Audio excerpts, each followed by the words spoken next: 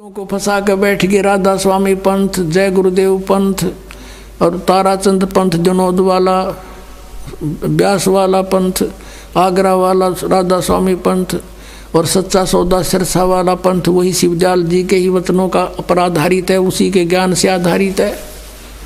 और जगमाल वाली पंथ, सिरसा के पास एक गंगुआ 600 मस्ताना वाला पंथ, ये सारे कुएं का जल है यो। और सभी काल के पंथ हैं ये कति पक्के।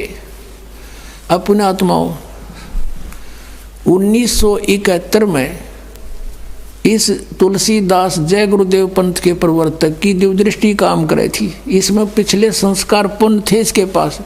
अब इसकी बैटरी डाउन हो रही है, आशीर्वाद दे देगा, करोड़ों जीव ला लिए पीछे और इसकी वह बैटरी डाउन होगी, पिछला संस्कार समाप्त हो गए। अब इसने कख नहीं इसका पल्ला है और शिवदयाल की जरा भूत बनेगा, यो गारंटी देता हूँ। अपने आत्माओं ये पांचों नाम काल के जाप करें और बाट देखें सचखंड और सतलोक जान की। बताओ इनका कोई आधार है? इनका दिखाता हूँ आपको। एक पुस्तक है घट रामायण जो तुलसीदास हाथरस वाले की लिखी हुई है। इस जय गुरुदेव वाले तुलसीदास की नहीं, ये तुलसी साहेब हाथरस वाले की। वो साहेब है तुलसी, वो साहब लिखे क्योंकि वहाँ से साहेब बचाले सारे, ये कक का पता नहीं इन्हें। अब तुलसीदास हाथरस वाले की एक अनुभव की, क्योंकि ये कबीर परमात्मा की वाणी को पढ़ा करता, उससे फिर ज्ञान चुरा के इसने अपना सत्संग शुरू कर दिया। उसके आधार से इसने अपने अनुभव की एक पुस्तक लिखी है घट रामायण 2 भागों में। उसमें स्पष्ट लिखा है कि पांचों नाम काल के जानो। ये देखिएगा, ये घट रामायण है तुलसी साहेब हाथरस वाले की। ये यहाँ से छपी है, वेलविडियर प्रिंटिंग प्रेस इलाहाबाद, भाग 1 है। ये है तुलसी साहेब हाथरस वाले की रची हुई घट रामायण, पहला भाग जीवन चरित्र सहित पूरा छपा 2 भागों में। अब इसमें देखिएगा 27 पृष्ठ पे, ये 27 पृष्ठ है। भेद पिंड और ब्रह्मांड का देखिएगा। अंतर्गुण ता साहेब के दर्शन पाऊं, पांचों नाम जीव जब भाखा और छठवा नाम गुप्त कर रखा। ये 5 नाम और छठवां गुप्त है, छठा नाम। पांचों नाम काल के जानो, तब दानी मन शंका आनो। ओए होए, पांचों नाम काल के हैं, तब ये शंका उत्पन्न हुई। निर्गुण निराकार निर्वाणी धर्मराय यो 5 बखानी, जीव नाम निज कह विचारी, जान बूझ दानी झकमारी। नीचे आइएगा। जीव वचन दानी सुनो विधि बात हमारी, हम चल जाऊं पुरुष दरबारी, सुरत नृत ले लोक से धाऊं, आदि नाम ले काल गिराऊं। ओए होए, उन 5 नामों से अलग है आदि नाम, इसको सार नाम कहते हैं। और सत नाम है ये 2 अक्षर का। सत नाम ले जीव उभारी, अस चल जाऊं पुरुष दरबारी। ये 5 नाम जो शिवदयाल जी जपा करते थे भूत बने। और अब जय गुरुदेव वाले भी यही जाप कर रहे हैं और वो भूत बने, ये भी यही बनेंगे, गारंटीड बात है। और ये है वो 2 नाम जाप करने के सतनाम। 2 अक्षर का नाम है ये सतनाम, जिसमें एक ओम और एक तत्गुप्त है दास देवगा।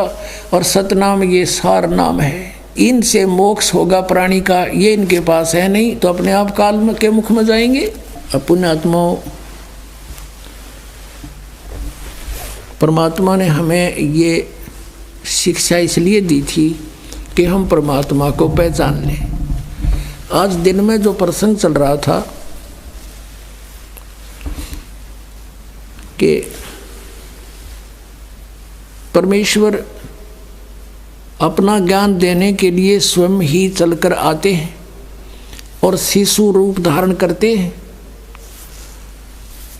आपने सुबह के सत्संग में वहाँ तक प्रकरण सुन लिया था कि कबीर परमेश्वर जी लहर तारा तालाब पर एक कमल के फूल पर आकर सतलोक से चलकर आकर गति कर आए थे और एक शिशु रूप धारण करके कमल के फूल पर लहर तारा नामक तालाब पर विराजमान हुए थे, काशी शहर से 4 किलोमीटर दूर जंगल में। और वहाँ नीरू नीमा नाम के दुल्हा दंपत्ति वहाँ पहुँच गए और उन्होंने बच्चे को प्राप्त हुआ। तो नीमा परमात्मा को पाकर अति प्रसन्न हुई, सौ शुक्र मनाए। अपने भगवान शंकर के वो भले ही मुसलमान बन गए थे, लेकिन इसी जन्म में वो ब्राह्मण थे, ब्राह्मणी थे, जबरदस्ती मुसलमान बना दिए गए थे। वो शिव के पुजारी थे, वो भले ही मुसलमान बन गए थे, जुलाहे का कार्य भी करने लग गए थे, लेकिन भगवान शंकर को वो भुला नहीं पाए थे। अब सुबह आपको हम परमात्मा की वाणी सुना रहे थे, अब फिर थोड़ी सी सुनाते हैं, थोड़ा सा प्रमाण देते हैं कि वो परमात्मा कौन है, उसको पहचानने में हमें आसानी होगी। पुण्यात्माओं, सौभाग्य आपका, सत्कर मान लेना। आप बालक हो, दास ने इस ज्ञान को गहराई से जाना है, भगवान को भी अच्छी तरह पहचाना है। और आप कितनी पुण्यात्मा हो, लाल को पता नहीं होता अपनी कीमत का, जौहरी जानता है। धन आपको जो इस समय में जन्म मिला, मनुष्य का धन है आपके माता पिता जिनसे जन्म हुआ, सत्कर मान लेना। आपको यह अमृत वो ज्ञान मिल रहा है जिसके लिए परमात्मा ने अभी तक लुका छुपी करके इसको बचा रखा था, और आज आपके सामने उलेट दिया, बिखेर दिया, भगवान ने खुल्लम खुल्ला छोड़ दिया। तो अब हम उस भगवान को पहचान कर उसको आसानी से पा सकते। देखो आपके लिए कितनी सुविधा परमात्मा ने करवाई है। जो सुविधा आपको इस सतलोक आश्रम बरवाला में परमात्मा गॉड गिवन आपके पास है, इस पृथ्वी पर नहीं मिलेंगी। पुण्यात्माओं, सत्कर मान लेना। कारण क्या है? क्योंकि वो सुखदायी परमात्मा है, उनसे अपने बच्चों का दुख देखा नहीं जाता। उसको मालूम है कि ये काल ने पीस रखे हैं, आपस में घर घर में आग लगा रखी है। सास और बहू की लड़ाई, ननंद और बहू की लड़ाई, जेठ जेठानी की लड़ाई, आपस में पति पत्नी का झगड़ा, छोटी छोटी बातों पे इनको इतना परेशान करवा रखा है कि सोच नहीं सकते हम। जब हमें ज्ञान होगा, जब पता चलेगा हम क्यों लड़ाई जा रहे हैं। तो वहाँ दुखी, फिर कोई रोग से दुखी, कोई किसी शोक से दुखी, कोई शरीर से, कोई और कारणों से सो टेंशन हमारे ऊपर इन ठोप रखी है। और फिर परमात्मा आपके लिए कितनी सुविधा इन दासों के द्वारा, आपके भाई बहनों के द्वारा आपकी सेवा में सब आते, मैट बिछाते हैं, बढ़िया भोजन की व्यवस्था करते हैं। सर्दी का मौसम है, सारी सुविधा आपको प्रदान करवा रखी है। और ऊपर से ये अमृत बरसाते हैं कि मेरे बच्चे ध्यान से सुने, समझें, मेरे को पहचान सकें। ये इंस्ट्रूमेंट दिए दाता ने, ना ये मेन आदमी की डिस्कवरी नहीं है ये इंटरनेट बनाना और ये प्रोजेक्टर बनाना, ये पहले इंसान यही थे। एक रेडू में छह खच्चर जोड़ के और रथ बना कर घसीटे अंडा करते थे। ना कोई सड़क बनानी आया करती, ना कुछ और, बस इन्हें टाइम पास कर रहे थे। और अब ये माइंड परमात्मा ने दी ही बुद्धि, कोई ने सोचा जीव बना देगा कंप्यूटर और ये इंटरनेट सैटेलाइट। ये उस दाता ने इसलिए दिए थे कि मेरे बच्चे मुझे पहचान लेंगे। पहले तो स्वयं मालिक आए थे, एक समय में, एक दिन में वो परमात्मा न जाने कितनी जगह प्रकट हो जाया करते थे। और आज उसने ये दास भेज दिया अपना, और ये इंस्ट्रूमेंट लगा दिए, ये मीडिया बनवा दिया भगवान ने। सन 1995-94 से पहले पुण्यात्माओं ये कहाँ थे, ये मीडिया कहाँ था, ये चैनल आजकल चल रहे न्यूज़ चैनल और ये साधना जैसे पवित्र चैनल, ये कहाँ थे, कुछ जाना भी ना था। इसीलिए परमात्मा ने ये दिए एडवांस में कि करो, आओगा हमारा समय। मेरे बच्चे घर बैठे बैठे समझ जाएंगे कि हु इज़ गॉड, और देखेंगे प्रमाण, और अपने आप लेंगे मुझे पहचान।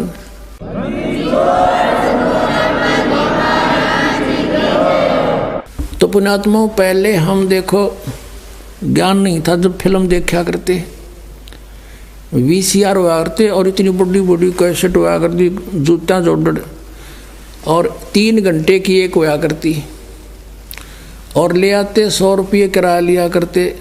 सन 85-84 की बात है ये।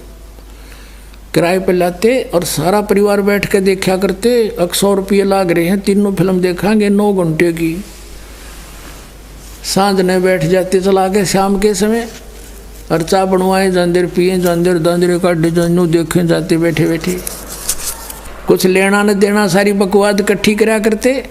और अब तो पुण्यात्मा अमृत बरस रहा है, अमृत आपके ऊपर, आपको ना पता होगा, आपकी आत्मा नहीं समझ सकती इस वाणी से, तो भी आपके ऊपर असर कर रही है यह परमात्मा की वाणी। जैसे सर्प के काट लेने से रोगी अचेत हो जाता है, बेसुद्ध हो जाता है, और मंत्र बोलने वाला गार्डू उसके ऊपर मंत्र बोलता है, वो तो बेहोश पड़ा है, उसको तो उसका कोई पता भी नहीं तेरे ऊपर क्या क्रिया हो रही है। और उस मंत्र का प्रभाव, उस वाणी का प्रभाव जो उसने सिद्ध कर रखी है, उसके शरीर के ऊपर काम कर रही है, वो विष को उतार रही है वो, और वो सचेत हो जाता है। इसी प्रकार हमारे ऊपर, आपके ऊपर पाप कर्मों का विष चढ़ा हुआ है, और यह परमात्मा की वाणी तो सब सिद्ध है, इसको सिद्ध करने की आवश्यकता नहीं। तो आप ना समझ सकते इस वाणी को, तो भी आपके बहुत से कर्मों के विष को ये काट रही है, आपको निर्बल बना रही है। तभी तो यहाँ आने के बाद दूसरी तीसरी सत्संग सुनते ही अपने आप चेतन हो जाता वो प्राणी, और मान लेता है सचमुच ये साची है। नहीं, पहले दिन उसको सारी झूठी लगती ये बातें।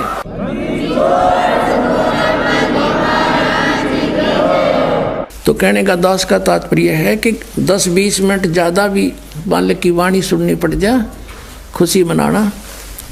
दास का कहने का तात्पर्य है कि 10-20 मिनट अधिक भी सत्संग सुनने का समय लग जाए तो उतनी उमंग के साथ सुनना, ये समय बार बार नहीं मिला करता, ये तो दया करी दाता ने। अब हम वो उसी प्रसंग पर आते हैं जो सुबह स्टार्ट किया था। नीरू और नीमा बच्चे को लेकर बाहर खड़ी हो गई, उससे प्यार कर रही है, उसके सुंदर शरीर को देख देख कर खुश हो रही है परमात्मा कबीर जी के, और सीने से लगा रही है, कभी उसके मुख को चूम रही है। अब नीरू ने ये सोचा था, पहले तो हमें मुसलमान बना दिया ज़बरदस्ती, हिंदुओं में हमारा कोई साथी नहीं, मुसलमानों में हमारा परिचय बना नहीं, और हम इस बच्चे को लेकर जाएंगे तो लोग कहेंगे तुम किसका उठा लाए, और कमल के फूल पर हम बताएंगे कोई मानेगा नहीं। ये आपको सुबह सुना दिया था सत्संग। इन सब विचारों को ला करके उसने अपनी पत्नी से कहा कि नीमा, इस बच्चे को यहीं छोड़ दे, इसी में हमारी खैर है, हमारी सुरक्षा है। नीमा ने कहा जी मैं इस बच्चे को नहीं छोड़ सकती, मैं मर सकती हूँ, ना जाने इस बालक ने मेरे ऊपर के जादू कर दिया, मैं इसके बिन एक पल नहीं जी सकती, जैसे मछली जल बिन नहीं रह सकती। अब नीरू ने सोचा कि ये बिल्कुल मेंटल होली, पागल होगी, आगा पीछा नहीं देखती। उसने समझा नीमा बात सुन, सारी कहानी बताई कि लोग हमें से पूछेंगे कहाँ से लाए, हम कहेंगे कमल के फूल पर मिला, कोई विश्वास नहीं करेगा, हमारी पिटाई करेंगे, हमसे बच्चा छीन लेंगे और पूछेंगे बताओ इनके माता पिता कौन, और हमें यहाँ से बेघर कर देंगे, भगा देंगे नगरी से, और बच्चा भी छीन लेंगे। 2 मुसीबत होंगी हमारे ऊपर। नीमा मान जा तू। वो कहती है जी मुझे सब कुछ स्वीकार है, इसको लेकर के मैं देश निकाला ले सकती हूँ, बालक नहीं छोड़ सकती। मेरे शंकर भगवान ने दया करी मेरे पे। अब वो तो मान रही थी शंकर जी ने दिया। पुण्यात्माओं, हमने भूल रहे थे, जैसे ये दास पहले श्री कृष्ण जी का पुजारी था, विष्णु जी का, हनुमान जी का, जैसे कई देव सारे इकट्ठे जाप करा करते हम मिले जुले से, शंकर भगवान का, बाबा श्याम जी के, सारे ही पूजा करते थे। और अपने ये थे तो पूर्व संस्कार के, जैसे पहले बच्चे को विद्या का ही ज़्यादा होता है, क्लास में पास आ गए तो शुक्र मना करते, भगवान कृष्ण तो शुरू करा करते, फिर हनुमान जी पा जाते, हनुमान जी ने दया कर दी, फिर बाबा श्याम जी ने दया कर दी। संतानों उत्पत्ति हुई, उसकी खुशी मनाई, श्री कृष्ण भगवान ने दया कर दी। नौकरी प्राप्त हुई, इन्हीं देवताओं के शरमंड दिया कि इन्होंने दया कर दी, नौकरी दे दी। अब पता चला तो कुछ देने जोगे नहीं थे। ये कुछ भी संस्कार कम बत्ती नहीं कर सकते किसी का, ये तो हमारा पूर्व संस्कार फल रहा था और हम क्रेडिट इनको दे रहे थे। जबकि गीता जी अध्याय नंबर 15 के श्लोक नंबर 16 और 17 में कंसेप्ट क्लियर कर दिया है कि 3 पुरुष हैं, एक सरपुरुष एक अक्षर पुरुष। सरपुरुष ये ब्रह्म है, अक्षर पुरुष ये परब्रह्म है। सरपुरुष के यानी 21 ब्रह्मांड है, अक्षर पुरुष के 7 संग ब्रह्मांड है, ये इतने ही प्रभु हैं, पुरुष है। और फिर 17वें श्लोक में 15वें अध्याय में कहा कि उत्तम पुरुष है तू अन्य, परमात्मा इति उदाहरते। यह लोक धर्म आविष्य विवर्ती अवे ईश्वर है। गीता जी अध्याय नंबर 15 के श्लोक नंबर 1 से 4 में और 16 और 17 में मिलकर कंसेप्ट क्लियर होता है कि उल्टा लटका हुआ संसार रूपी वृक्ष है, ऊपर को जड़ तो पूर्ण परमात्मा है, परम अक्षर ब्रह्म है, और नीचे को तीनों गुण रूपी शाखा है। अब संसार रूपी वृक्ष का धारण पोषण किससे होता है? जड़ों से होता है, मूल से होता है। वो सबका पोषक है, वो मूल परमात्मा परम अक्षर ब्रह्म है। अर्जुन ने 8वें अध्याय के प्रथम मंत्र में पूछा है कि आपने जो 7वें अध्याय के 29वें श्लोक में जिस तत्ब्रह्म के बारे में कहा है कि उस तत्ब्रह्म को जानकर, सारे अध्यात्म को जानकर, सब कर्मों से परिचित प्राणी केवल जरा और मरण से छूटने के लिए प्रयत्न ही करता है, संसार की किसी वस्तु की डिमांड नहीं करता। 8वें अध्याय के प्रथम मंत्र में पूछा कि किम तत्ब्रह्म, जिसको जानने के बाद फिर यहाँ रहना नहीं चाहता प्राणी। तो फिर उसके उत्तर दिया है गीता ज्ञानदाता ने 8वें अध्याय के 3रे श्लोक में कि वो परम अक्षर ब्रह्म है। तो गीता जी अध्याय नंबर 15 के श्लोक 16 और 17 में 3 पुरुष हैं। परम अक्षर ब्रह्म कहो चाहे परम अक्षर पुरुष कहो, एक सरपुरुष, एक अक्षर पुरुष, एक परम अक्षर पुरुष। तो 15वें अध्याय के 16 में तो 2 पुरुष बता दिए, सरपुरुष और अक्षर पुरुष। इनको बता दिया कि ये और इनके अंतर्गत जितने प्राणी हैं वो सभी नाशवान हैं, जीवात्मा तो गधे कुत्ते की भी नहीं मरती। फिर 17वें श्लोक में कहा कि उत्तम पुरुष है तो अन्य है, वो श्रेष्ठ परमात्मा तो इन ऊपर 16वें श्लोक में वर्णित सरपुरुष और अक्षर पुरुष से तो न्यारा है, अन्य है, कोई और है, वो परम अक्षर ब्रह्म है। 8वें अध्याय के 3रे श्लोक में जिसके विषय में कहा, और वही तीनों लोकों में प्रवेश करके सबका धारण पोषण करता है, संस्कार भी वही देता है सबको, मीडिया इनको बनाता है। ये कुछ नहीं परिवर्तन कर सकते, ये तो उसके द्वारा आदेश दिया हुआ है, आपको दे सकते हैं। तो तीनों लोकों में प्रवेश करके सबका धारण पोषण भी करने वाला वही परमात्मा है। उसके विषय में बताया है कि जगत का पेख ना पेख्या, धनी का नाम ना लेखा। कहते जो धनी है, कुल मालिक है, उसका जिक्र भी नहीं, इन अन्य को क्रेडिट दिए बैठे हो। और वही आज नीम, तब नीरू ने सोचा ये नहीं मान रही, ये तो अंधी होगी बच्चे के प्यार में, मोह में। पहली बार अपनी पत्नी की तरफ उसने हाथ किया था, रोता हुआ कि तू जिद्दी होगी है, अनाड़ी बन गई है, मैंने तेरी प्रत्येक बात को स्वीकार किया, ये जान करके इसके पास संतान नहीं है, कहीं इसकी आत्मा दुख ना हो, मैंने कभी तेरी बात को मोड़ा नहीं, पर आज तूने हद से पार कर दिया, मैं तेरे 2 थप्पड़ मारूंगा। ऐसे थप्पड़ किया था अपनी पत्नी की तरफ। परमात्मा नवजात शिशु रूप में प्रगट परमेश्वर कबीर देव वो सतपुरुष परम अक्षर ब्रह्म बोले कि नीरू तुम झगड़ा मत करो, मुझे ले चल अपने घर पे, मैं तुम्हारे उद्धार के लिए आया हूँ। अब नवजात शिशु के मुख से ये बात सुनकर वो डर गया कि कोई भूत प्रेत ना हो, इसमें कोई फरिश्ता ना आ गया हो। चुप करके आगे आगे चल पड़ा। घर पर आगे दुनिया देखण आई, इतना सुंदर बालक कदे देखा ना सुना ऐसा रूप मालिक का। जैसे अभी आपने सुना गरीबदास साहिब की वाणी, पहले क्या बताया था, कोट किरण शशि भाने सुदे आसन अदर विमाने, परसत पूर्ण ब्रह्म को हो शीतल पिंड और प्राण, गोद लिया मुख चूम कर एम रूप झलकंती, जगर मगर काया करे जैसे दमके पद्म अनंत।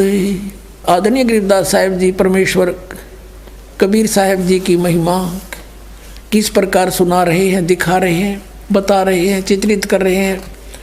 कहते हैं कि परमात्मा का कितना सुंदर शरीर था, हेम रूप झलकंत, नीमा ने मुख चूमा गोद में लेकर, इतना सुंदर था जैसे बर्फ जैसा वाइट हो, सफ़ेद स्नो वाइट।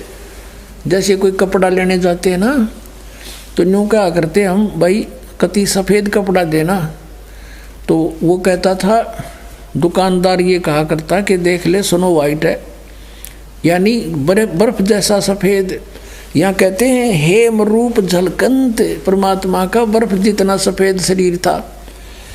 और जगर मगर काया करे, जगमग जगमग शरीर, ऐसा जैसे दमके पद्मानंद इस प्रकार के शरीर में ध्यान से देखे तो ऐसे लग रहे थे। उस समय एक अद्भुत बालक नजर आ रहा था, दिव्य बच्चा। अब वहां से लेकर आगे एक सब देखण आए और भूल गए। नू तो पूछा भी कहाँ मिला, कि हम नहान गए थे और कमल के फूल पर ये बालक मिला हमें। किसी ने अविश्वास नहीं किया, वो तो मालिक की लीला थी और सबको बुला दिया। तो क्या कहने लगे उस नगर के स्त्री और पुरुष आने लगे, जैसे पहले क्या करते थे, कोई किसी की बच्चा आता था या कोई अपनी बेटी को विदा करता था, उससे पहले उसके सब जो वो दहेज में देते थे उसकी नुमाइश लाया करते और गांव की औरतें गीत गाती हुई आया करती, नो देखण खातिर के दिया बेटी ताई। तो ऐसे कबीर परमेश्वर को देखने के लिए गांव की उस नगर की औरतें गीत गाती हुई आ रही थी कि नीरू का एक बालक पाया है, देखो कितना सुंदर बताओ है, आज तक देखा ना सुना। क्या बोलते हैं, काशी उमटी गुल भया मोमन का घर घेरे, कोई कहे ब्रह्मा विष्णु है, कोई कहे इंद्र कुबेर है। कोई तन्नो कहे तो कोई ब्रह्मा विष्णु महेश, ये तो कोई ब्रह्मा या तो विष्णु जी है या ब्रह्मा जी है या शिव जी है, कोई इंद्र का या इंद्र आया है रूप धार के या कोई विष्णु आया है। ऐसे अपने अपने विचार व्यक्त कर रहे हैं। जैसे कोई बालक हो जा ना, छोरा हो जा, किसी का छोरी लड़की हो जा, लड़का हो जा, तो न्यों क्या करें ये इकट्ठी होकर माई न्यों कहेंगे ये इसके चाचा पे दिखा है, तो कोई ने कहा ना इसके मामा पे शकल जावे है, कोई कहेगा इसके दादा न्यों की न्यों मिल रहा है। तो अपनी अपनी सोच से वो उसकी विवरण बता रहे हैं। ऐसी स्थिति यहाँ पर है। क्या बताते हैं, काशी उमटी गुल भया, उमटी माने उमड़ उमड़ कान लगे, मोमन का घर घेरे, मोमिन उस मुसलमान जुल्हे का घर घेर लिया दानक का। कोई कहे ब्रह्मा विष्णु है, कोई कहे इंद्र कुबेर, कोई कहे वरुण धर्मराय है, कोई कहते है ईसी, 16 कला सुभान गति, कोई कहे जगदीश, कोई कहे छल ईश्वर नहीं, कोई किन्नर कहलाए। कोई तन्यो कहे यू कोई छल है, वैसे कोई कहे यू भूत पिशाचार्य है। कहते इस तरह की वाणी कोई बोल रहा था, निम्मा का छो उठे और लड़के न छुपा लेने के जा अपना काम करे, मैं ना देखने देती। कोई कहे छल ईश्वर नहीं, कोई कहे ईश्वर नहीं ये छल है, कोई किन्नर कहलावे, कोई कहे गण ईश का, जो जो माँ तेरे साए, वह माँ को गुस्सा हुए इस प्रकार की टिप्पणी करने से। खलक मुल्क देखण गया वहाँ राजा प्रजारीत, उस काशी का राजा भी देखने के लिए गया। खलक मुल्क देखण गया वो राजा प्रजारीत, जम्बू दीप जिहाने में वो उतरे शब्द अतीत। जम्बू दीप जहान में, इस भारतवर्ष को जम्बू द्वीप बोलते हैं। और एक वो जम्मू शहर के अंदर बैठे कबीरपंथी नकली, उसके अनुयायी नो कहे यू जम्मू दीप यू है, जम्मू मार है, बोला वो सब नतारणी है, उन्हें कक्का पता नहीं। नाम तो देता है जय गुरुदेव एवं नमः किसी ने कोई मूल मंत्र क्या कान में कर दूं, यो मूल मंत्र हो गया ये इसे कबीरपंथी। अब क्या बताते हैं कि जम्बू दीप जहान में उतरे शब्द अतीत, अपने वचन से आए हैं परमात्मा, वो अमर परमात्मा इस जम्बू दीप भारतवर्ष में काशी शहर में आकर उतरे। दुनी कहे यो देव है और देव कहते हैं ईश, ईश कहे यू कोई पार ब्रह्म है पूर्ण विश्व बीश। ऊपर देवता बातें करते हैं तो दुनिया तेनों के इन देवताओं में से ब्रह्मा विष्णु महेश में से, ब्रह्मा विष्णु महेश कहते हैं नहीं ये तो कोई गुप्त शक्ति है, निरंजन होगा, निराकार भगवान ही साकार होकर आया है। और निराकार कहता मुझे नहीं मालूम, ये तो कितोरत शक्ति है, कोई परब्रह्म हो सकता है। इस तरह की टिप्पणियां तरखंड में हो रही हैं। अब फिर क्या बताते हैं, जब 25 दिन का परमात्मा हो गए, 25 दिन के ना कुछ खा रहे हैं ना पी रहे हैं, लेकिन शरीर स्वस्थ ऐसा है जैसे बच्चा किलो दूध पीता हो डेली, इतने स्वस्थ कमल की तरह खिल रहे हैं, प्रतिदिन बढ़ रहा शरीर स्वस्थ है, लेकिन खा पी कुछ नहीं रहे, तो नीमा को चिंता होगी। अब कहते हैं भक्ति मुक्ति ले उतरे वो मेटन तीनों तापे, मोमन का डेरा लिया कहे कबीरा बापे। कितने दयालु भगवान। कहते हैं गरीबदास साहिब जी ने कलम तोड़ व्याख्या की अपने परम पिता की, कहा कि सेवक होकर उतरे हमारे लिए, क्योंकि वो हमारे बाप है, हमारे पिता हैं, हम उसकी संतान हैं। काल हमारा दुरुपयोग कर रहा, हमें सता रहा है। ये क्यों सता रहा, क्यों दुख दे रहा इतने, ये क्योंकि ये प्रतिशोध ले रहा परमात्मा से कि इसके बच्चों ने सताऊंगा तो वो रोएगा बैठ कर सतलोक में, उसको दुखी करने के लिए। और किस लिए कि मुझे क्यों निकाल दिया, जबकि इसने गलती खुद करी। वहाँ पर इस शक्ति दुर्गा के साथ, प्रकृति के साथ इसने जुल्म करना चाहा परमात्मा ने, तो इसने कम्मे को वहीं स्थान दे दिया था, यहाँ मर लो फिर तुम। लेकिन वहाँ भी इसने फिर जुल्म किया, अपनी गलती से जो निकला, और फिर प्रतिशोध परमात्मा से ले रहा है, और वो रो रहा है हमारे लिए। परमात्मा कहते मैं रोत हूँ सृष्टि को, और यह सृष्टि रोए मोहे।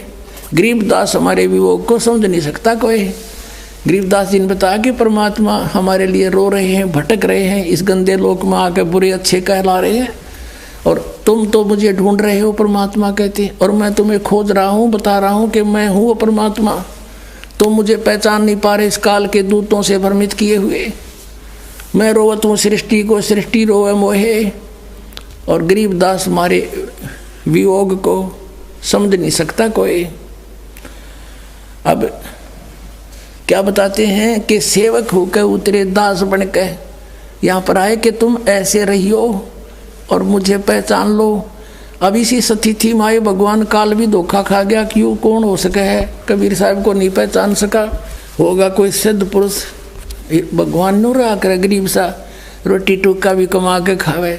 अब नानक साहब ने तो सचमुच कह दिया कि ए ठगवाड़ा ठगी देश, ये सब न बुकाए बैठा भगवान, ये बैठा ठगवाड़ा।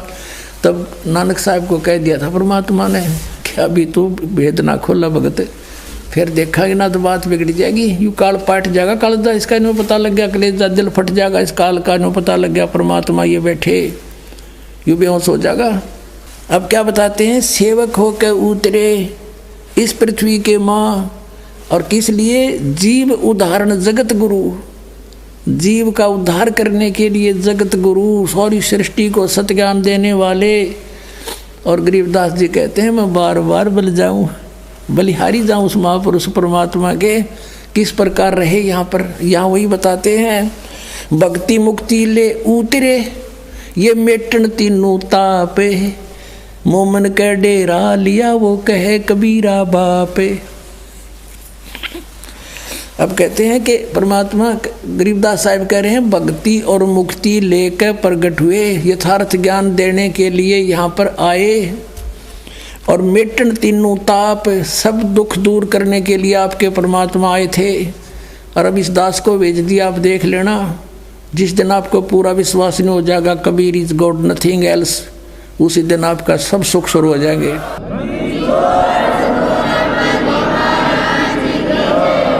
कोई दुखी नहीं रहेगा, एक सेकंड में सबको सुखी कर सकता। लेकिन हमारी आदत बिगड़ रही है, हम तो ऐसे बना दिए काल ने, किसी बस झाड़ा लवाण चले गए, राहत मिल गई, वो अपना राजी हम अपना राजी। तो यहाँ इतने सुख तो एक सेकंड में दे देगा दाता, लेकिन आप फिर चले जाओगे, भूल जाते हो उसको तुरंत, और फिर काल के फंस जाते हो। परमात्मा को तो ये पता है कि इसने तभी एक का दुख दिखा है अपना, और भगवान ने दिखा आपके प्रारब्ध में और भी ज़्यादा बहुत बुरे हाल होगा आपका, उनको भी दुख दूर करने के लिए भी विधि आपको तैयार करवाओगा, उसकी व्यवस्था करेगा भगवान।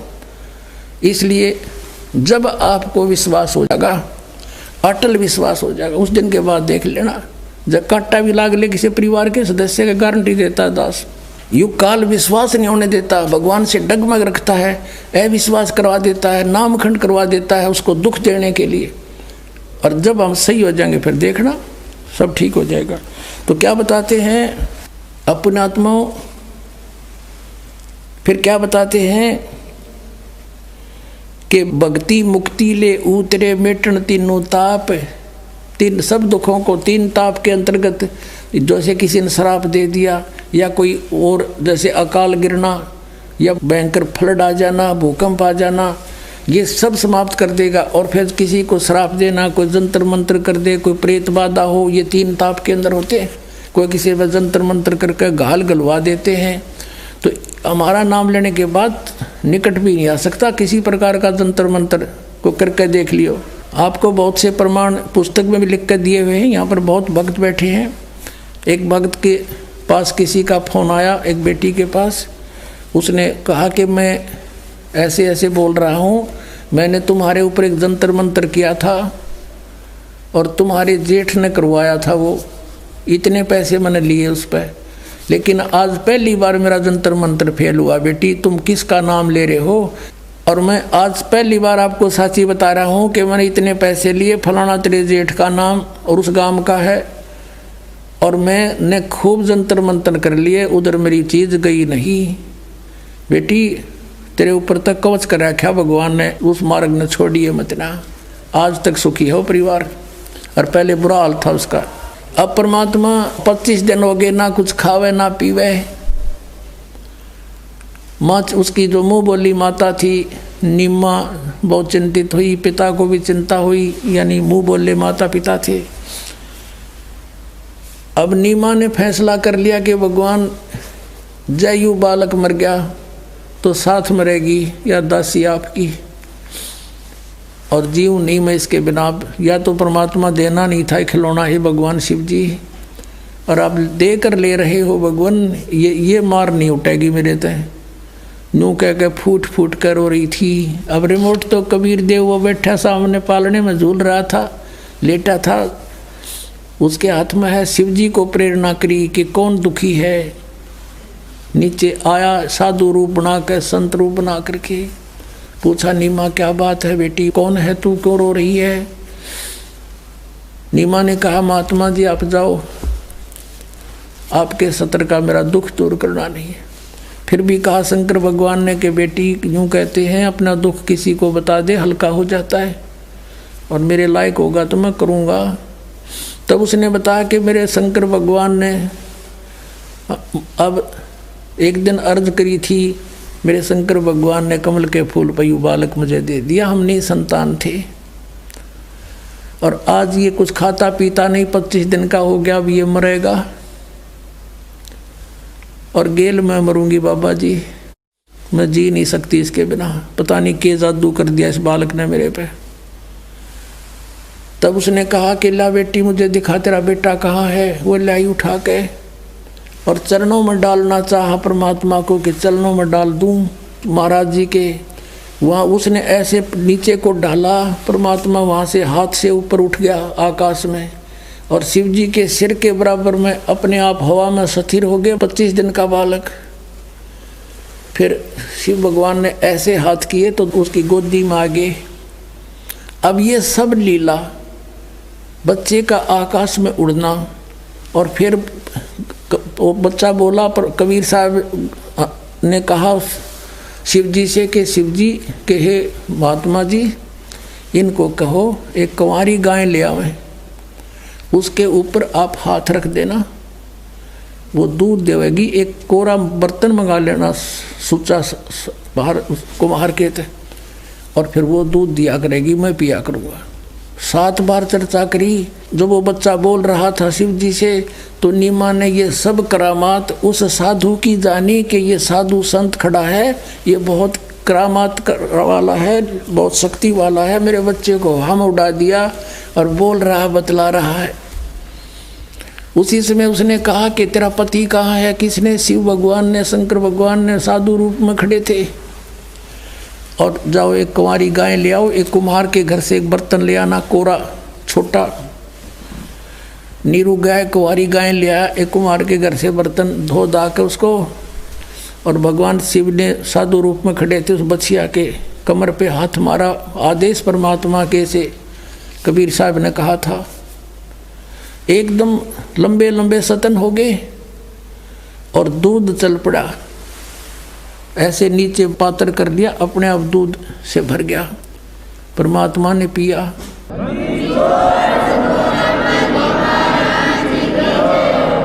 अब क्या बताते हैं, दूध न पीवे अन्न भखे, नहीं पलने झूलनते, अधर अमान ध्यान में वो कमल कला फूलनते। शिव उतरे शिवपुरी से अवगत बदन विनोदे, मैं के कमल खुशी बहे जब लिया ईस को गोदे। शिव उतरे शिवपुरी ते शिवलोक से आए शिव जी, और फिर मैं के कमल खुशी बहे लिया ईस को गोद, परमात्मा को गोदी में ले लिया महात्मा रूप में शंकर भगवान ने।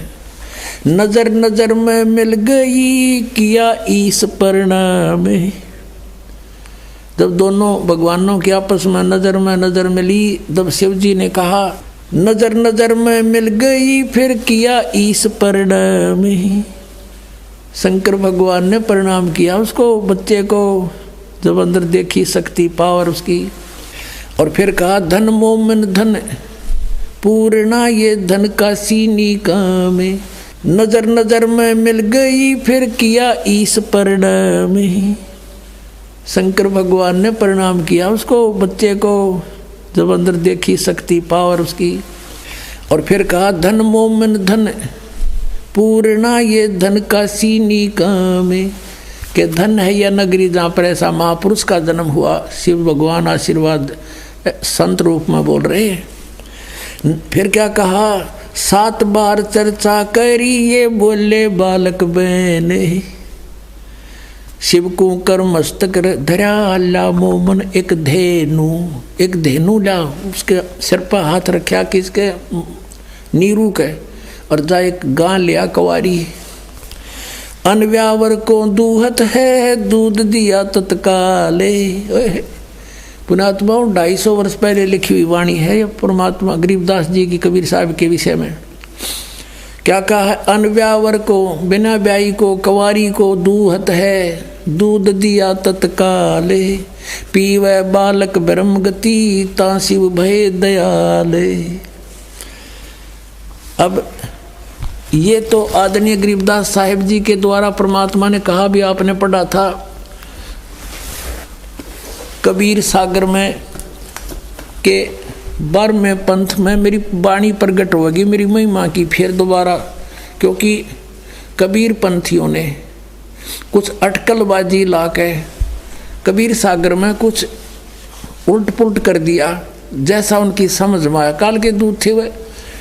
अब यहाँ जो परमात्मा ने कुंवारी गाय का दूध पिया, वहाँ एक प्रकरण था कबीर सागर में, और शिव जी के बारे में था, क्लियर नाम नहीं था, जैसे गरीबदास जी ने खोल दिया।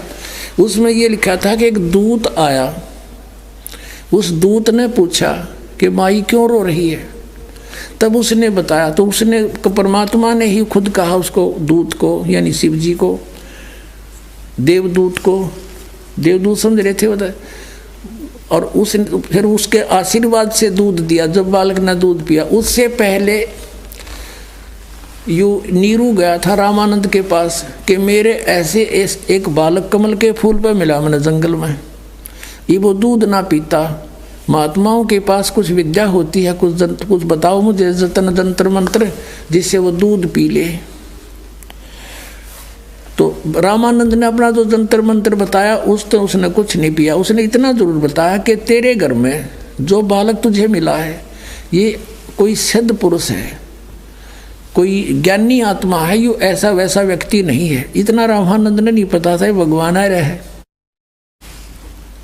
तो यहाँ उन्होंने उस दूत को तो प्रकरण को हटा दिया और रामानंद जी से जोड़ने की चेष्टा की कबीर सागर में। अब दिखाता हूँ आपको। और परमात्मा ने इसलिए गरीबदास जी में अपनी वाणी अपनी महिमा फेर फीड करी, वह सच्चाई जीवित रखने के लिए। अब देखना कबीर सागर दिखाता हूँ। ये कबीर सागर है और ये कहाँ से प्रकाशित है, ये कौन है इसका संशोधन करता, ये कबीर पंथी ही है। कबीर पंथी भारत पथिक स्वामी युगलानंद बिहारी द्वारा परिकृत मुद्रक एवं प्रकाशक हैं खेमरा श्री कृष्ण दास, अध्यक्ष श्री वेंकटेश्वर प्रेस, खेमरा श्री कृष्ण दास मार्ग, मुंबई। ये ऐसे। अब इसके ज्ञान सागर में पृष्ठ नंबर 74 पर आपको दिखाते हैं। ये है ज्ञान सागर पृष्ठ 74 पे। कहते हैं सुन जुल्हा मन भयो आनंदा, जिमी चकोर पायो निश्चंदा। जब कबीर परमात्मा मिले, वो कहते हैं बालक मिला इतना खुश हुआ। ले सुत चले हर्ष मन कीना, तातों पुन अस बोल ही लीना। अच्छा, अगली जन्म जब होए तुम्हारा, तुम्हें पठाए यम तय न्यारा। सुत काशी को ले चले, लोग देखण तय आवे। अन्न पानी बख्शे नहीं, जुल्हा शोक मनावे। गरीबदास जी की वाणी और परमेश्वर की वाणी जो धर्मदास द्वारा लिखी गई थी वो सेम मिल रही हैं। कुछ है कि इन्होंने गड़बड़ी की, वो यहाँ से पता चलेगा। जब जुल्हा मन कीन तिवाना, रामानंद सो कही उत्पाना। मैं सुत पायो बड़ा गुणवंता, कारण कौन बखे नहीं संता। रामानंद जैसे साधु संतों के पास जाकर ही प्रार्थना किया करते थे गृहस्थी लोग कि मेरे बच्चे का कुछ हो गया, जंतर मंत्र करो। उसको बताया कि वो लड़का कुछ नहीं खाता, बखे नहीं, कुछ नहीं खा रहा। रामानंद ध्यान तब धारा, जुल्हा सो तब वचन उचारा। पूर्व जन्म में तय ब्राह्मण जाति, हर सेवा की नी भलवाती। कुछ तुम सेवा हर की चुका, ताते भयो जुल्हा का रूपा। अब थोड़ी बहुत दिव्यदृष्टि काम करे थी, ने बताया कि तू पहले जन्म में वो ब्राह्मण था, ईब तू ऐसे ऐसे बन गया। प्रीति प्रभु गई तोर लेनी, ताते उद्यान में सुत तो दीनी। इसलिए भगवान ने तेरे को एक जंगल में कोई पुत्र दे दिया। आगे क्या बताते हैं, हे प्रभु, अब नीरू बोल रहा है, प्रार्थना कर रहे हैं रामानंद से। हे प्रभु जसकीन तस पायो, आरत हो तो दर्शन पायो। कि मैंने कोई गलती करी तो मैं जुल्हा बना, वह तो मैंने भोग लिया, पर एक समस्या और आ गई। सो कहो उपाय गुसाई, बालक अक्षुधावंत कुछ खाई। अब क्या बताते हैं, रामानंद अस युक्ति विचारा, तुम्हारा सुत कोई ज्ञानी अवतारा। बचिया जाही बैल नहीं लागा, सोले ठाड करो ते ही आगा।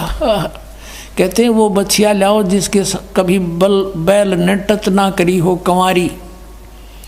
बछिया ताही बैल नहीं लागा, सोले ठाड करो ते ही आगा। उसको लाकर उसके पास खड़ी कर दो। दूध चले ते ही थनते, दूध ही धरो छिपाही। अक्षुधावंत जब होवे ताको देव खवाई। ये तो रामानंद ने कहा, बताया कि ऐसे ऐसे करो। रामानंद तो कुछ और जंत्र बताए थे। अब देखो यहाँ क्लियर होता है। जुल्हा एक बछिया ले आवा और चलो दूध कोई मर्म न पावा। अब ये दूध कौन आ गया पूछिए इन पे।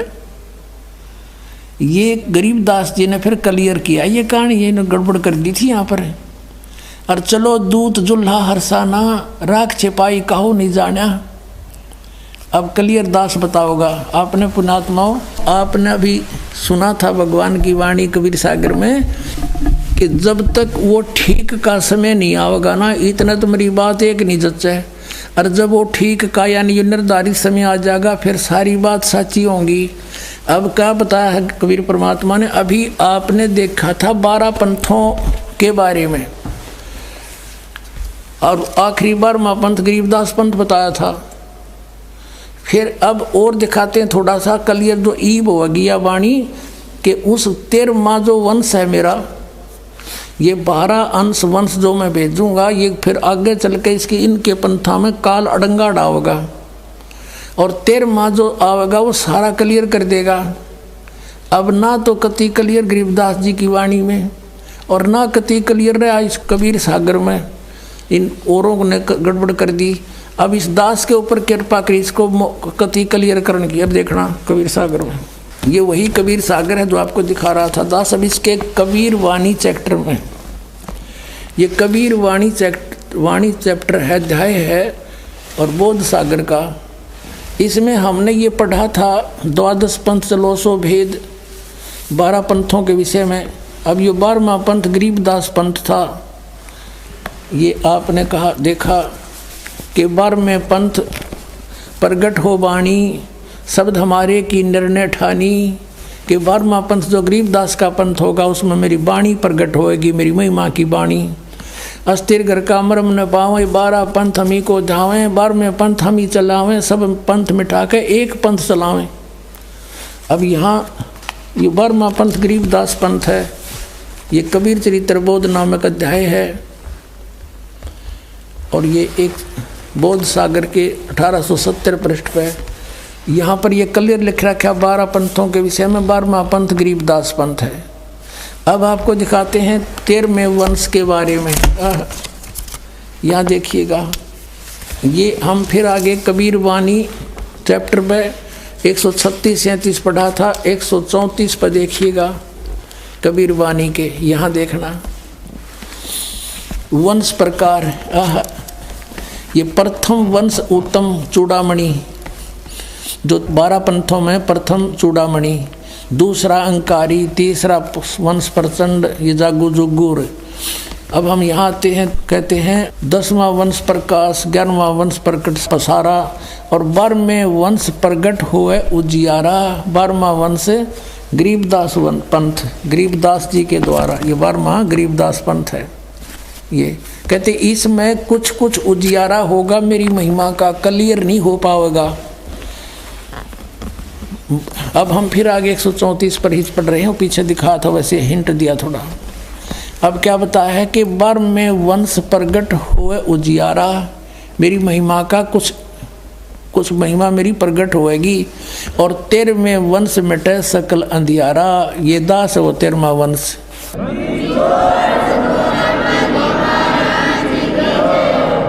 एती दगा काल की समाई और तत् बिंदु की टेक रह जाई। काल इतनी दगा करेगा, कभी ग्रंथा न बदलवा होगा, दूता से कदे कुछ करेगा, कहते ये सब कुछ करेगा लेकिन फिर भी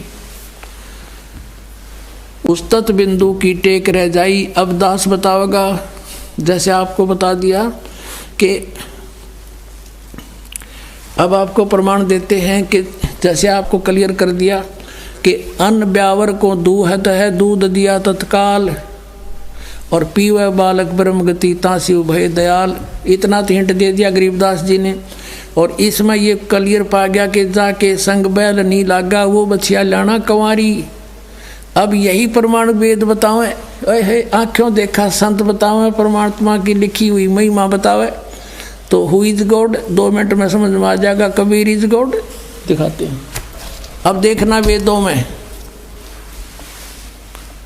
अब यही प्रमाण वेद बताते। कबीर साहब ने कहा था धर्मदास, ये वेद मेरा भेद है और मैं ना वेदन के माही और जौन वेद से मैं मिलूं। ये वेद जानते नहीं, ये चारों वेद मेरी महिमा गा रहे हैं, लेकिन मुझे पाने की विधि इन 4 वेदों में नहीं है। जौन से वेद से मैं मिलूं, सूक्ष्म वेद, तत्व ज्ञान, जैसे गीता जी अध्याय नंबर 4 के श्लोक नंबर 34 में कहा कि वो तत्व ज्ञान जो परमेश्वर ने स्वयं आकर बोला है। 4थे अध्याय के 32वें श्लोक में कहा ब्रह्मणे मुखे ब्रह्म सच्चिदानंद घन ब्रह्म की वाणी में विस्तार से कहा गया है, वो तत्व ज्ञान है।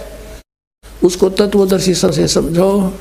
तो वही वेदों में यजुर्वेद अध्याय नंबर 40 के श्लोक नंबर 10 से लेकर 13 तक स्पष्ट किया है कि कोई परमात्मा को उत्पन्न होने वाला बताता है कि वो साकार है रामकृष्ण रूप में, कोई निराकार बताता है वो जन्म लेता ही नहीं।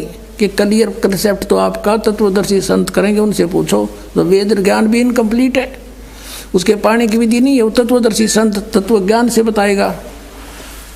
तो वो तत्व ज्ञान क्या बताया परमात्मा ने कि वेद मेरा भेद है, वेद मेरा भेद है, मैं ना वेदन के माही और जौन वेद से मैं मिलूं, उस तत्व ज्ञान से मैं मिलूं। ये चारों वेद जानते नहीं। अब इन वेदों में परमात्मा की महिमा तो है कि कबीर इज गॉड, और वो भगवान ऐसी लीला किया करता है। जब शरीर धारण कराता है, से स्वरूप धारण करता है, उसके परवरिश की लीला कंवारी गायों से होती है। ये देखना, ये ऋग्वेद 9-10 मंडल है, इसमें अनुवाद है, हिंदी अनुवाद भी किया हुआ है इन्होंने ही। जो भगवान को निराकार बताया करते हैं उन्होंने इसका अनुवाद किया है। प्रकाशक हैं सार्वदेशिक आर्य प्रतिनिधि सभा, महर्षि दयानंद भवन, रामलीला मैदान, नई दिल्ली। ये इनके फ़ोन और फैक्स नंबर है। यहाँ देखिएगा, हम अपने मतलब की बात करेंगे अब तो। मुद्रक है Prince offset printers, 1510 Pataudi house, Daryaganj, नई दिल्ली। अब हम चलते हैं इसके ऋग्वेद मंडल नंबर 9 और सूक्त नंबर 1 का मंत्र नंबर 8 और 9 देखेंगे। ये है 9वां मंडल, 9वें मंडल का और प्रथम सूक्त, और प्रथम ही मंत्र यहाँ से शुरू होता है। इसमें यहाँ से शुरू हुआ है कि परमात्मा का जिक्र चल रहा है। एक में परमात्मा लिखा है इन्होंने, ऋग्वेद मंडल नंबर 9 सूक्त नंबर 1 के मंत्र 2 में, इसमें भी परमात्मा को संबोधन करके लिखा, और 3 में भी परमात्मा लिखा, 4 में भी परमात्मा लिखा, और 5 में भी इन्होंने परमात्मा लिखा। और यहाँ अब 6ठे श्लोक मंत्र में भी इन्होंने परमात्मा की महिमा बताई। कभी लिखा परमात्मा, अब इन्होंने पता लग गया कि आगे तो भगवान साकार सहशरीर लिखा है। अब 7वें में इन्होंने पुरुष लिखना शुरू कर दिया। पुरुष माने परमात्मा होता है। अब यहाँ देखो 6ठे में 8वें में भी फिर क्या लिखा है। अब उस पुरुष को, अब यहाँ पुरुष और संभालना पड़ेगा। एक बार देखिए, ये पुरुष क्लियर और करना पड़ेगा। आइए अब हम उन श्रद्धालुओं के अनुभव जानते हैं जो जगत गुरु तत्वदर्शी संत रामपाल जी महाराज जी से दीक्षा प्राप्त कर चुके हैं तथा उनके द्वारा बताए गए भक्ति मार्ग पर चल रहे हैं। नमस्कार सर। नमस्ते सर। सर क्या नाम है आपका? राजेंद्र दास। सर कहाँ से आए हैं आप? न्यू सवापुर गुजरान, करावल नगर, दिल्ली। सर संत रामपाल जी महाराज से नाम दीक्षा आपने कब ली? सन 2011 सितंबर का महीना। सर संत रामपाल जी महाराज से नाम दीक्षा लेने से पहले आप क्या भक्ति साधनाएं करते थे? आसाराम द्वारा बताए हुए मंत्रों की साधना करते थे। ओम नमो भगवते वासुदेवाय का जाप किया 12-14 साल लगभग। सर आपने बताया कि आपने आसाराम बापू जी को अपना गुरु बनाया और 12 से 14 साल तक आपने उनकी भक्ति साधना की, तो फिर आप संत रामपाल जी महाराज की शरण में कैसे आए? जब ऐसे पढ़ी सर कि हमें एक किताब प्राप्त हुई थी किसी शिष्य के द्वारा, रामपाल जी महाराज के, तो उस किताब को पढ़ने से, उसका नाम था भक्ति सौदागर को संदेश। उसको जब हमने पढ़ा तो हमें एहसास हुआ कि जो भक्ति हम कर रहे हैं वो शास्त्रों के विरुद्ध है। सबसे बड़ा बात यही बनी कि हमने वो भक्ति फिर छोड़नी पड़ी। सतलोक आश्रम में जा करके बरवाला सदगुरु रामपाल जी महाराज से नाम दीक्षा प्राप्त करके फिर भक्ति प्रारंभ की है जी। सर संत रामपाल जी महाराज से नाम दीक्षा लेने के बाद श्रद्धालुओं को बहुत सारे लाभ प्राप्त होते हैं, चाहे वो भौतिक हो, मानसिक हो, आध्यात्मिक हो या शारीरिक हो। तो क्या संत रामपाल जी महाराज से नाम दीक्षा लेने के बाद आपको भी कुछ लाभ प्राप्त हुए? हाँ, बहुत लाभ प्राप्त हुए सर। सबसे बड़ा लाभ और सबसे मुख्य लाभ हमें ये पता लगा कि हमारा जीवन का उद्देश्य कुछ अलग है। भक्ति करके मोक्ष प्राप्त करना है, जो हम अब तक उस ज्ञान से अनबूझ थे। यहाँ अगर सच्ची साधना मिली, जीवन का टारगेट मिला मोक्ष प्राप्त करने का, और उसके हिसाब से हमें आगे लाभ भी प्राप्त हुए। लाभ ये हुए कि मुझे सन 2013 में खांसी का अटैक आया था, जो मृत्यु के समान मृत्यु भी प्राप्त हो सकती थी। तो उससे हमारी वो बीमारी का नाश हुआ, पाप कर्म का नाश हुआ और जीवन दान भी मिला। रामपाल जी महाराज की कृपा से सारे लाभ हमें प्राप्त हुए शास्त्र अनुसार साधना करने से। और लाभ ये हुआ कि मेरी पत्नी ये सन 2016 को 11 जुलाई गुरुजी के दर्शन करने के लिए रामपाल जी महाराज के रोहतक जा रहे थे। हाईवे पर, रोहतक हाईवे पर बस पलटी, कई पलटी खाई, बस के परखचे उड़ गए। मेरी पत्नी और एक लड़का उसमें थे और 65 आदमियों से भरी हुई बस थी पूरी, और उनको कोई भी चोट तो आई थी लेकिन उनमें से कोई भी व्यक्ति या किसी भी भक्त मृत्यु नहीं हुई। जबकि बस को देखने वाले ये कहते थे कि इसमें बहुत मरे होंगे, लेकिन एक भी की भी मृत्यु उसमें नहीं हुई। पेपर में भी आया था, वहाँ के कई पेपरों में। सब ठीक ठाक अपने घर को शाम को सभी पहुँच गए थे जी। पूरे 65 लोग सुरक्षित रहे उसमें, आज तक भी कोई नहीं मरा। और लाभ तो होते रहते छोटे मोटे। पैर में चोट लगी थी, मिर्ज़ापुर हम तारीख पे गुरु रामपाल जी महाराज के दर्शन के लिए जा रहे थे, दोनों पैरों से नहीं चल पा रहे थे। फिर हम एक गांव में मिर्ज़ापुर में रुके, वहाँ पर पुलिस पहुँच गई, उन्होंने वहाँ से हमें भगा दिया। फिर हम रात को वहाँ से चल करके रात में रायपुर स्टेशन एक बरवाला के पास, वो हिसार के पास में, वहाँ जा कर के रुके। वहाँ हमने आराम किया। मेरी पत्नी ने कहा सुबह को उठ के जब हम उठे वहाँ से 3 बजे हम पहुँचे, 12 बजे के चले हुए धीरे धीरे, क्योंकि मैं चल नहीं सकता था, बहुत धीरे धीरे चल रहा था। जब वहाँ हम पहुँचे रात को सुबह को उठे, इन्होंने कहा कि देखना जी तुम्हारे पैर में दर्द तो नहीं है। ऐसे ऐसे गुरुजी आए थे रामपाल जी महाराज, उन्होंने आपके पैर को पकड़ के वो ठीक कर रहे थे। अब मैं उठा और मैंने देखा कि चल फिर कर देखा तो मेरे पैर भी जब जो पहले सूज रहे थे और चला नहीं जा रहा था और दर्द था, और घूम फिर कर देखा तो ऐसा लग रहा था जैसे मेरे कोई बीमारी थी नहीं पैर में, बिल्कुल ठीक ओके हो गया। मैं सुबह आराम से चल सकता था, मैं अभी तक भी ठीक हूँ संत रामपाल जी की कृपा से। नशा भी छूट गया, मैं बीड़ी 5-5 मिनट में बीड़ी पीता था सर। और पहले मैं आसाराम की भक्ति करता था, वहाँ मेरा कोई बीड़ी बिका ना, कोई पाबंदी थी वहाँ। यहाँ पूरी छानबीन के साथ हम अंदर जाते थे कि बीड़ी तो नहीं ले जा रहे या माचिस तो नहीं ले जा रहे, पूरी नियम का पालन करना पड़ता था। इसीलिए हमारे सारे विकार परमात्मा ने रामपाल जी महाराज की कृपा से सारे छूमंतर हो गए। सर, संत रामपाल जी महाराज ने आपको एक सुखमय जीवन दिया और बहुत सारे सुख दिए, तो जो श्रद्धालु आज आपको देख रहे हैं, आप उन्हें क्या कहना चाहेंगे? उनके लिए मैं निवेदन कर सकता हूं सर कि अपने कीमती मनुष्य के जीवन को बर्बाद ना करें नकली संत महंतों के चक्कर में पड़ के, या कोई भक्ति नहीं करते तो वो भी गलत है। ये परमात्मा बताते हैं रामपाल जी महाराज कि वो परमात्मा के संविधान का उल्लंघन है। अब परमात्मा के अनुसार भक्ति करें, रामपाल जी महाराज की शरण में जल्दी से जल्दी आए। अपना जीवन कीमती है, एक एक क्षण गिने चुने सांस होते हैं हमारे शरीर में, तो इससे पहले कि ये शाम ढले हमारे जीवन की, परमात्मा की शरण में आ करके नामदान प्राप्त करो और अपने जीवन की रक्षा करो, मोक्ष प्राप्त करो। अन्य लाभ तो ऑटोमेटिक ही मिल जाते हैं हमारे परमात्मा रामपाल जी महाराज की शरण में आने के बाद में। सर, संत रामपाल जी महाराज की शरण में कैसे आ सकते हैं? संत रामपाल जी महाराज की शरण में आने के लिए प्रत्येक स्टेट राज्य में, प्रत्येक जिले में नामदान सेंटर खुले हुए हैं।